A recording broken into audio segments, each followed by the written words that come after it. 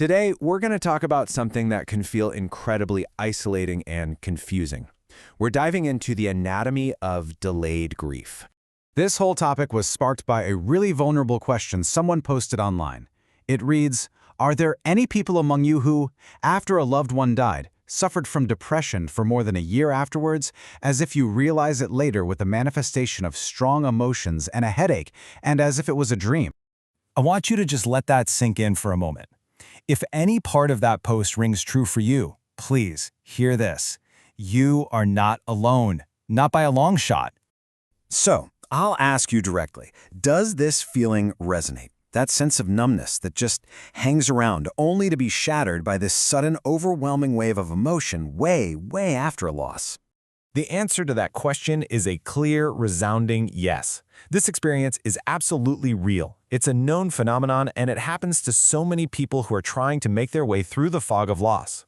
So, why? Why does this happen? Why on earth would grief wait? Well, it all comes down to our mind's incredible, and I mean incredible, ability to protect us. It's something we can call the autopilot response. See, when a loss is just too big, too overwhelming, the mind can essentially hit pause on the pain. It freezes it. This isn't because you don't care, it's the exact opposite. It's a survival mechanism that lets you function, to handle all the practical things that unfortunately don't stop. And this whole process, it tends to follow a pattern. First, there's that initial gut punch of shock. Then all the practical stuff just takes over. The planning, the phone calls, everything. To cope, the emotions get tucked away, frozen. And then, later, maybe months or even a year later, when things get quiet, that's when the thaw begins.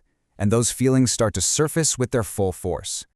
So when that thaw finally happens, what does it actually look and feel like? Being able to recognize the signs is a huge first step in understanding what's happening to you.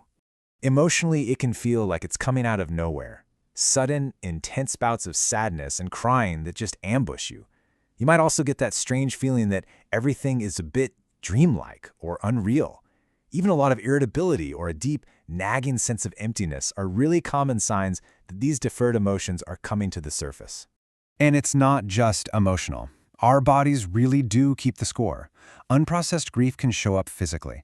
We're talking about things like chronic headaches, that classic tension in your neck and shoulders, a fatigue that just won't quit, and a total lack of motivation that you just can't seem to shake. This whole collection of feelings, the emotional, the physical, it actually has a name. And sometimes just having the language for what you're going through can be incredibly powerful. In psychological circles, we call this delayed grief.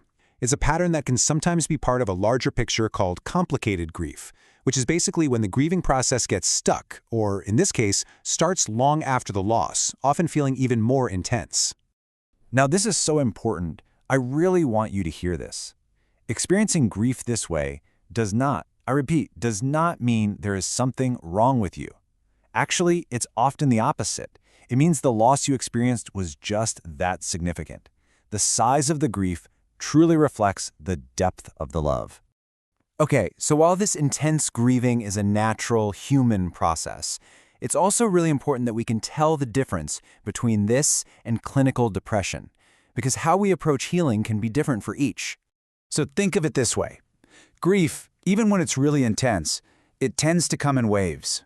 The pain can be sharp, for sure, but there are also moments of peace, or maybe even happy memories. The focus is still connected to the loss. Clinical depression, on the other hand, is often a more constant, pervasive feeling of hopelessness, a lack of meaning across the board. It can also bring on severe changes in sleep and appetite, and, most critically, sometimes thoughts of self-harm. And if those signs of depression, that prolonged hopelessness, or especially any thoughts of self-harm, if that sounds more like what you're experiencing, it is so important to seek professional support. Reaching out to a therapist is not a sign of weakness. It is an incredible act of strength and a key step towards feeling better. At the end of the day, grief doesn't follow a calendar. It has no schedule. It is as unique as the love it comes from. So the kindest thing we can do for ourselves is to just allow the process to be what it is, on its own time. So I'll leave you with this to think about. How can we truly honor our own unique timeline for healing?